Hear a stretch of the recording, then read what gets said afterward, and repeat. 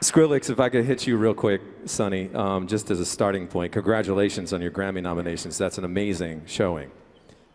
Where were you when you first heard about the nominations? I was on my tour bus sleeping in my bunk in Bristol in the UK.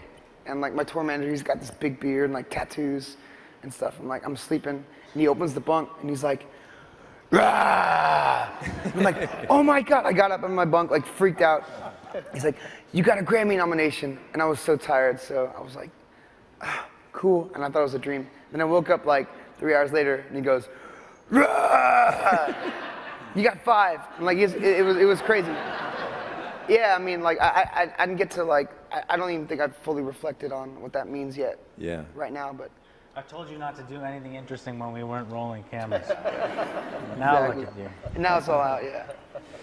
Well, we're all so happy for you, and it's going to be an amazing night on the Grammys. But to go further now with you on this project, talk about how you came on board and why you chose the Doors to collaborate with. Well, I mean, it was at first it was Richard Bishop, you know, who contacted me and my manager Tim, and you know, presented this whole idea. And then it was actually, obviously, first you guys were involved in Premiere and Pretty Lights, and it was. Yeah.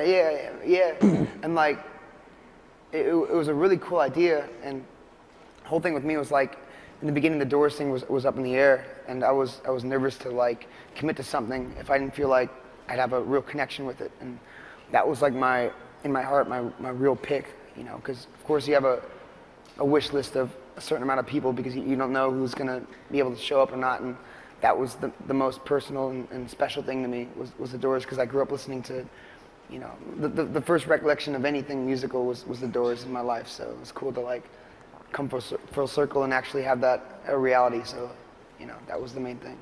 It's interesting because it really comes through in the film that, I don't know if it's your personality or, you know, just that you have a gift as a producer, but it seemed like it was almost effortless, like you really got on with them right away.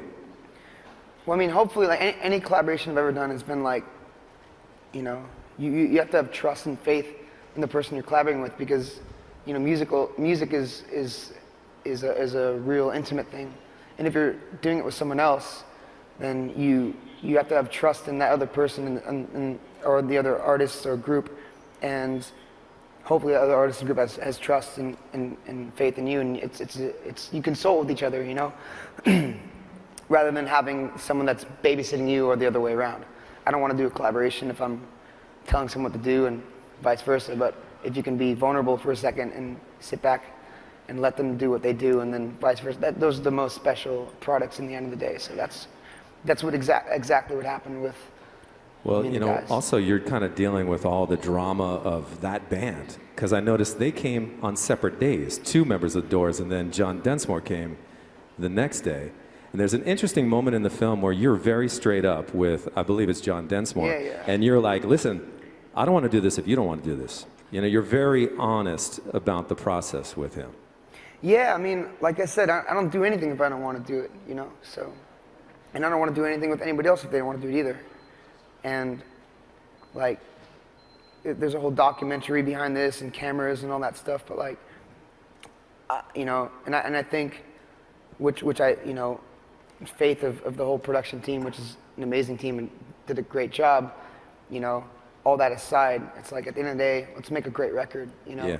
And, like, and I told him, like, get the cameras out of the room for a second. Let's talk about this. Like, let's do a great record. I think we can do something awesome. I think John's thing in the beginning is you know, electronic music, you know, which he is actually very familiar with, more than I thought.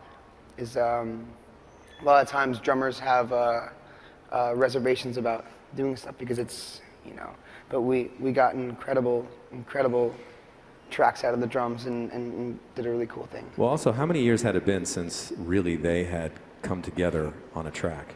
30 years since American Prayer, I believe, yeah.